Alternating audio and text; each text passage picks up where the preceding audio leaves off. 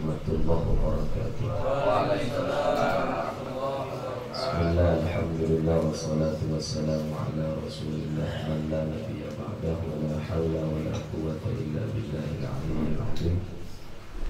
Kita bersama-sama bismillah, Allahumma inna nas'aluka al-futuh wal-ulum wal-rusul wa-tawbatan nasuh wa-salah al-jasadi wal-ruhi. Allahumma inna na'udhu bika min ilmin la yanfa' wa min qalbin la yakhsha wa min du'ain la yusma' rahmatika ya arhamar rahimin. Bismillahirrahmanirrahim. Qala al-muallif rahimahullahu ta'ala wa nafa'ana bihi wa bi ulumihi wa a'ada alaina bi barakatihi insyaallah ta'ala. Perantau, namanya orang hidup itu perantau. Perantau kita, kenapa? Asalnya kita bukan orang Kosambi. Kita asalnya itu alam akhirat. Kita ini asalnya kita itu wa kaifa takfuruna billahi wa kuntum amwatan fa ahyaakum summa yumitukum summa yuhyikum summa ilaihi turja'un. Wa kuntum amwatan, kita ini asalnya mati.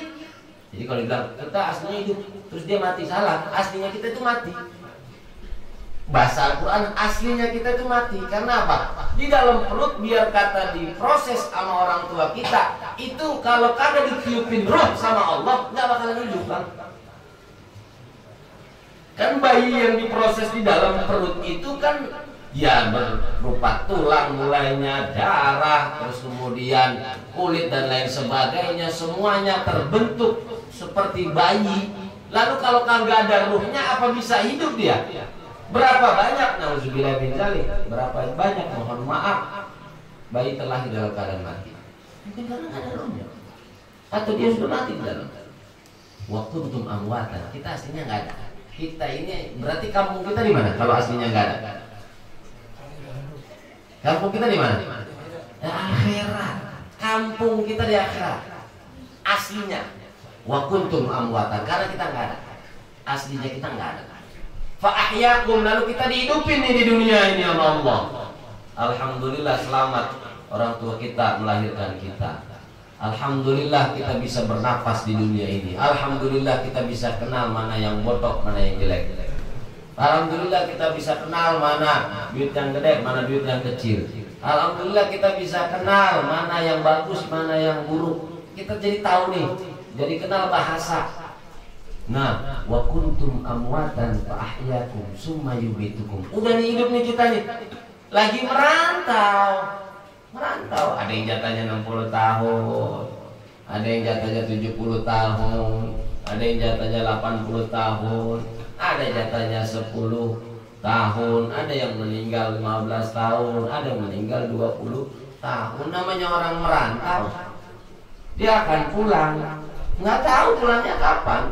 Karena ajal itu dirahasiakan. Allah yang tahu, hanya Allah yang tahu.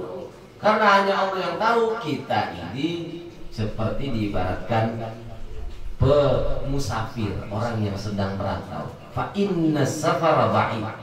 Perjalanan kita masih jauh. Ini fase kehidupan kita. Nah, pernah melihat postingan yang suka bikin fase kehidupan itu.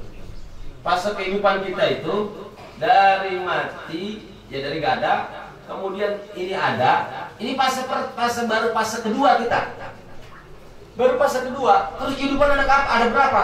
Nanti kita habis ini masuk alam barzah. Setelah alam barzah kita masuk ke padang mahsyar, digiring sama Allah, ditanya, masuk lagi terus ke alam akhirat. Nanti kita di yaumil hisab ada kita ditimbang amal kita, masih jauh, ada neraka di sana, ada surga di sana, masih jauh perjalanan kita. Fa inna sabra ba'id. Karena perjalanan jauh, kalau kita mau jalan-jalan jauh, biasanya bekal kita gede, kudu banyak. Orang beda kalau mau ke puncak, itu Bang Ante cuma bawa baju 2 potong doang. Makanya begitu saya kerjain 3 malam di puncak, ya udah dia kelamat nunggunya, nggak tahu baju gua dari kemarin gini aja. Begitu. Nah, semestinya kita harus sudah persiapkan. Beda sama orang berangkat ke puncak sama orang berangkat umroh. Kalau umroh koper-koper orang bawanya pakaiannya. Mengapa? Karena 7 hari lah menanti. Nah, kita harus memandang dunia ini perjalanan jauh, karena kita mau menuju alam akhirat, kampung kita di mana kita sebelum ada di dunia. Bekalnya kudu banyak. Bekal itu apa? Yang paling baik. Watazawwadu fa inna khairaz zadi taqwa. Bekal terbaik hanya takwa. Anak muda punya sepupu. Sepupu boleh dikawinin nggak, Bang? Hah? Sepupu boleh dikawinin nggak? Boleh, karena sepupu itu bukan mahram. Makanya orang Betawi Jakarta Selatan tuh kalau punya sepupu botok kagak dikasih siapa-siapa biasanya. Ya buat jaja aja tuh, buat keluarga gede aja, keluarga besar aja. Kita mau Betawi, orang Betawi Jakarta Barat. Kalau Betawi Jakarta Barat ya dilempar ke timur, dilempar ke utara, dilempar ke pusat, dilempar ke selatan kalau ada jodohnya memang. Nah, sepupu itu boleh nikah. Itu kalau punya sepupu yang cakep, ini jangan kasih orang lain gitu. Modalnya dikit, nggak banyak gitu. Karena masih satu engkong, kan begitu. Nikahin aja. Cuman biasanya setrumannya kayak kenceng. Ya, setrumannya nggak dahsyat. Nah, ada anak muda dalam kitab Sahih Bukhari. Anak muda ini punya sepupu cakep. Botok. Karena botok dan cakepnya, dia punya rangsangan syahwat yang luar biasa. Akhirnya diajak makan, diajak kopi, dijajanin. Biasa modus laki-laki. Awalnya mengajak makan, beliin pulsa, jajanin, ngasih tethering, beliin internet, ya beliin kuota. Besok kan udah kawin malah, sampai gede. Iya kan? Makan dewek. Ya. Itu duit yang udah gue kasih mah kagak cukup apa. Nah, ini ada anak muda demen sama sepupunya, akhirnya dia traktir. Begitu dia traktir, dia ajak ke tempat sepi. Sampai di tempat sepi, sepupunya dipaksa telanjang. Teriak sepupunya. Kata sepupunya, jangan kau masukkan cincin yang bukan pada jari. Jangan engkau letakkan cincin yang bukan pada jari. Ini haram. Anda belum nikah dengan saya, jangan lakukan hal itu. Berontak sekuat tenaga. Rupanya tuh sepupunya pernah nge-gym kayaknya.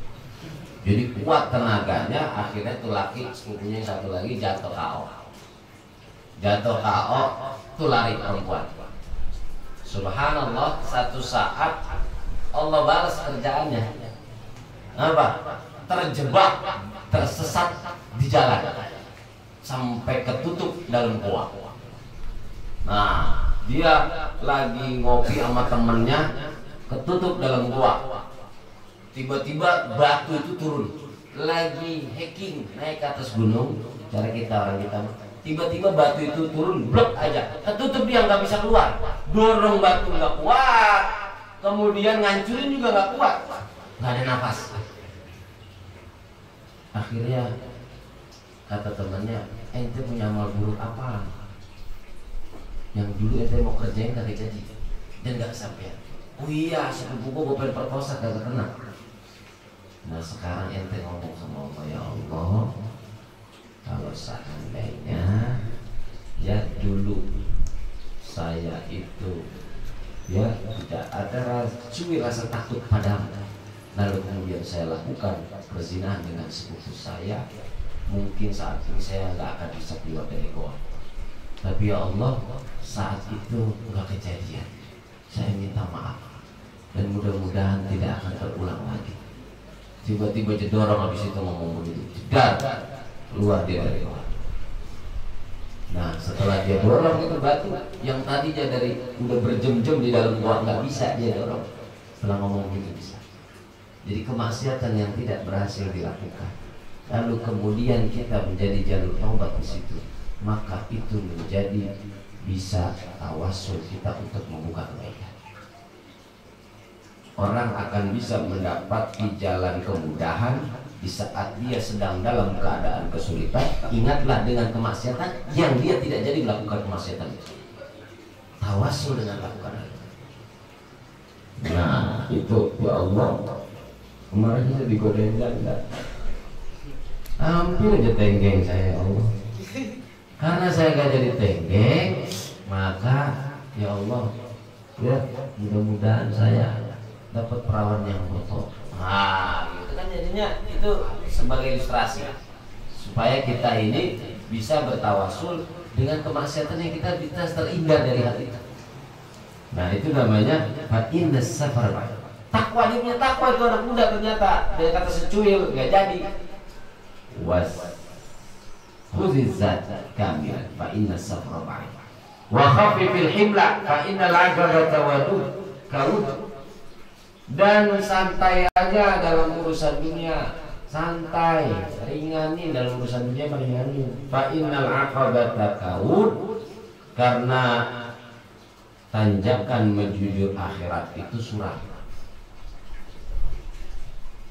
Yang perlu kita khawatirkan bukan urusan dunia.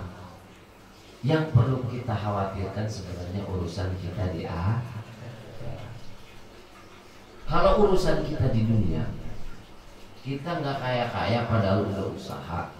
Yang ngatain kita orang yang kenal kita, segitu doang. Yang ada di kontak WA kita, yang ledekin kita, itu juga cuma beberapa orang. Ada juga yang sayang sama kita, ada juga yang benci sama kita. Terus tetangga kita paling cuma itu beberapa orang. Nah, cuman kalau di akhirat yang nyaksiin kita seluruh makhluk lagi kumpul, itu kan bahaya. Yang perlu kita khawatirkan itu di saat di dunia apa di akhirat. Nah kalau di dunia ini kita khawatir,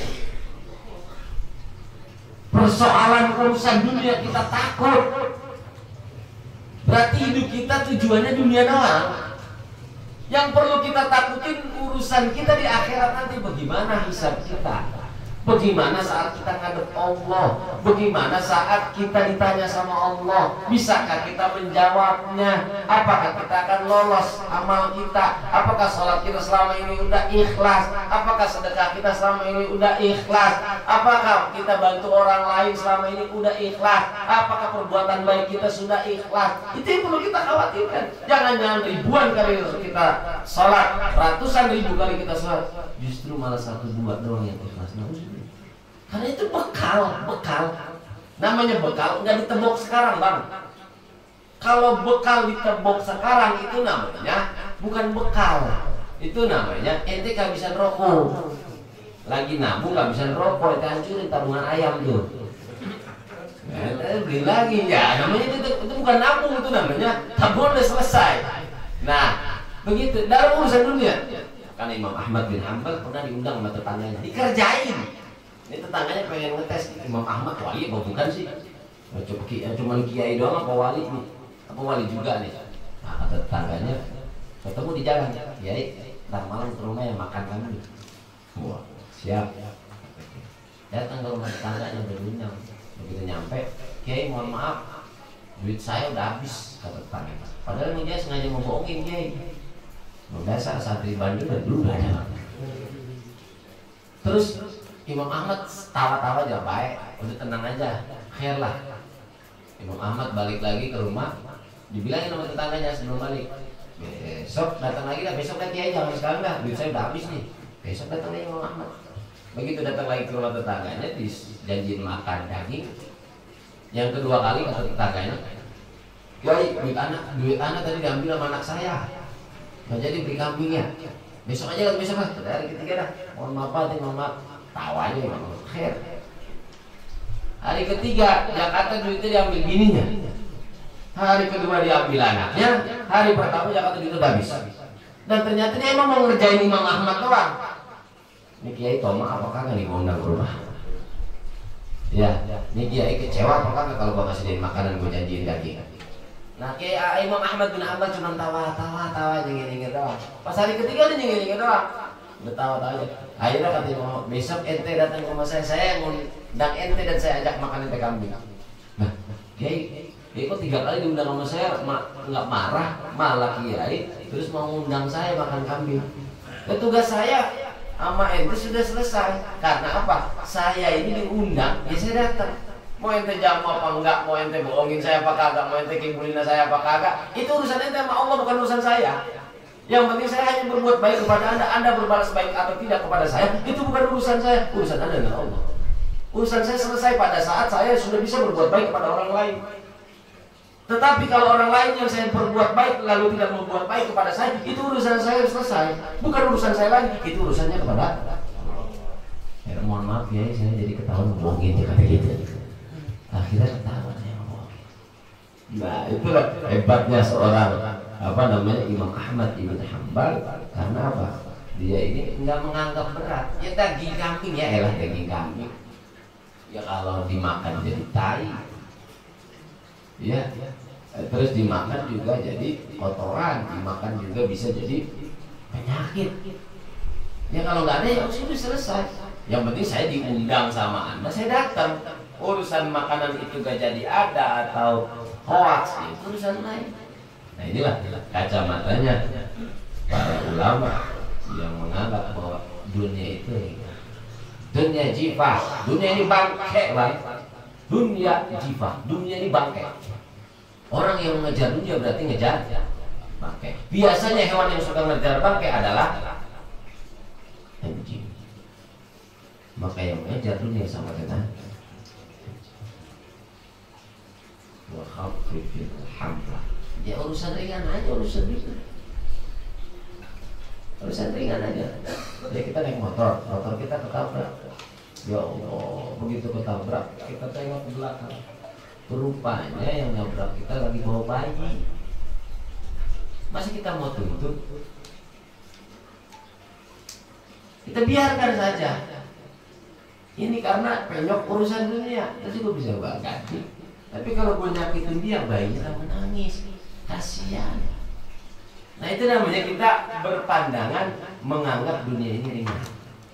Nah kalau ketika kita anggap dunia ini ringan, maka semuanya itu akan mudah rasa hidup di bawah. Tapi kalau kita anggap dunia ini adalah tujuan, maka kita hadapi hidup ini berat banget. Kenapa kita sering berat menghadapi kehidupan? Karena kita anggap dunia ini tujuan. Tapi kalau kita anggap akhirat sebagai tujuan, dunia hanya jembatan, nggak ada yang berat menghadapi dunia. Percaya itu. Wa akhlisil amal yang terakhir. Upayakan selalu ikhlas dalam beramal. Fa innan naqida basir. Karena yang maha mentakbir, yang maha mengetahui hati itu melihat. Ya, memang ikhlas itu berat. Karena berat maka balasannya pun berat, Bang. Memang ikhlas itu harus lewat rintangan. Apa rintangannya? Orang nggak nganggap kita udah berbuat. Apa rintangan ikhlas? Orang nggak melihat kita sudah beramal. Apa rintangan ikhlas? Orang nggak melihat kalau kita sudah berupaya. Itu nggak dianggap amal kita.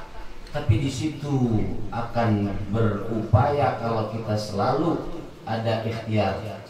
Tujuan kita hanya Allah, ilahi anta maksudi wa ridhaka matlubi. Ya Allah, tujuanku hanya Engkau. Mau dihargai orang masa bodoh atau tidak? Mau diperhitungkan orang atau tidak masa bodoh? Mau dinilai orang atau tidak masa bodoh? Yang penting saya butuh hanya penilaian ya Rabb. Di saat itu nanti muncul hati yang punya pandangan tajam yang saya pernah sampaikan di pekan lalu, ainul basirah. Orang kalau sudah hatinya selalu dilatih dengan ikhlas, dia akan bisa memandang 1000 langkah ke depan sebelum orang lain pada umumnya memandang. Kalau hatinya sudah dilatih untuk beramal hanya karena Allah, dia bisa 1000 kali berjalan padahal orang baru 1-2 kali melangkah. Itu namanya buah dari ikhlas. Berat, memang berat. Tapi yang berat bukan gak bisa dilatih. Orang gak pernah main bola, mau jadi pemain bola, berat bang. Ya kalau dia latihan harus kram dulu, belum lagi di sliding temennya, belum lagi sengkat, belum lagi ketekuk kakinya, belum lagi keseleo, belum lagi macam-macam. Tapi kalau sudah latihan itu dilewatin, keseleo udah dilewatin, ya kemudian juga keram udah dilewatin, lama-lama kakinya lentur. Yang berat bukan berarti nggak bisa dicapai. Yang berat bisa dicapai dengan cara berlatih. Lama-lama awalnya nggak bisa main bola, lama-lama jadi jago main bola. Awalnya nggak bisa gombal, lama-lama jadi jago hambar dedek. Awalnya nggak bisa. Nah, sesuatu yang berat itu bukan berarti nggak bisa dicapai. Bisa dicapai. Memang harus dengan latihan. Ikhlas berat, sabar berat, syukur berat. Ya, kita menghindari sombong berat, menghindari ujub berat, menghindari riya berat, menghindari sumka berat. Tapi bukan berarti kita nggak bisa. Karena Syekh Yazid Abu Yazid Al-Bustami latihan ngilangin riya 10 tahun. Riya itu bisa dilihat. Jadi kita kalau kita beramal tuh nggak pengen dilihat orang. Fokus. Gua nyapu. Mau ada kamera nggak ada kamera, gue nyapu.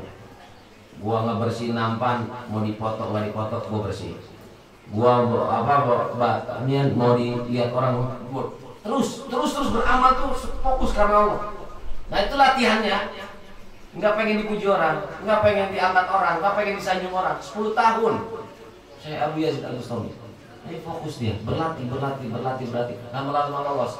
Akhirnya semua amalnya lillahi ta'ala karena Allah. Nah memang hal itu perlu adalah latihan. Sekali lagi, wa akhlisil amal fa inna naqidha rasul. Ya, kita terus latih amal kita menjadi ikhlas. Ketika sudah ikhlas, maka kita nggak akan sakit hati ketika kita beramal orang lain tidak menghargai kita. Maka kita nggak akan mudah kecewa ketika kita beramal orang lain tidak melihat amal kita. Kita nggak akan merasa hina ketika kita beramal, orang lain tidak monten atau menganggap amal kita. Karena hati kita hanya untuk Allah. Harus untuk Allah. Sudah, baru dah nanti muncul ainul basirah, pandangan mata hati yang tajam. Wallahu a'lam. Mudah-mudahan Allah mudahkan kita untuk beramal. Mudah-mudahan Allah mudahkan kita ikhlas dalam beramal, selamatkan kita dunia akhirat, dan Allah ampuni dosa kita dan dosa kedua orang tua kita. Amin ya rabbal alamin.